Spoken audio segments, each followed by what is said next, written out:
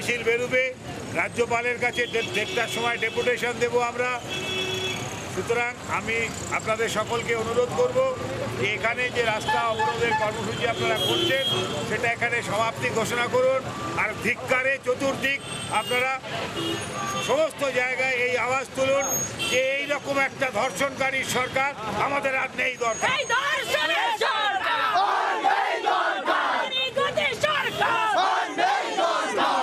ছবি দিচ্ছি, ছবি দিচ্ছি।